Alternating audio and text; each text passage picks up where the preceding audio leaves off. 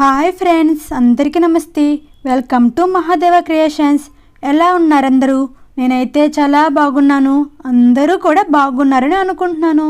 జీవితంలో ప్రతి ఒక్కరూ ఆనందంగా జీవితాన్ని గడపాలని కోరుకుంటారు.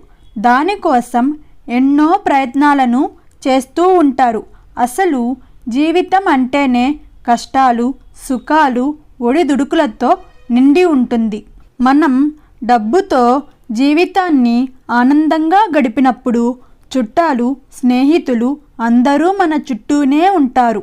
అదే కష్టాలు ఎదురైనప్పుడు మన చుట్టూ ఎవరూ ఉండరు.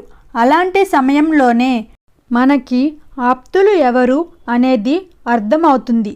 అయితే బియ్యంతో ఇలా చేస్తే మంచి జరుగుతుంది. అక్షింతలకు మన పూజలో ఒక ప్రత్యేక స్థానం ఉంది. అక్షింతలు అంటే అఖండమైనది. శుభకార్యాలలో ఏది వెలిగేది ఉపయోగించకూడదు. అందుకే మునులు అందరూ కలిసి బియ్యాన్ని అంటే అక్షింతలను ఎన్నుకున్నారు. దేవునికి అక్షింతలు ఎంత ఇష్టమంటే 4 గింజలకే ప్రసన్నమైపోతారట.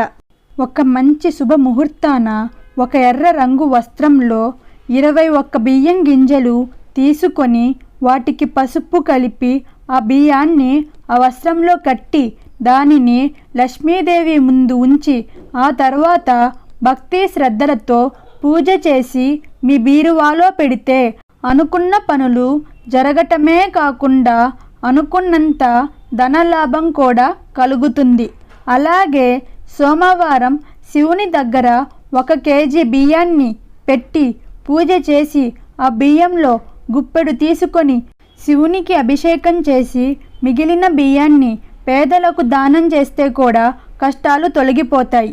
ఈ వీడియో మీకు నచ్చినట్టయితే, ఇన్ఫర్మేటివ్గా అనిపిస్తే ఇలాంటి మరిన్ని వీడియోస్ కావాలంటే నా ఛానల్ని సపోర్ట్ చేయండి. Like, share, subscribe my channel. Thanks for watching.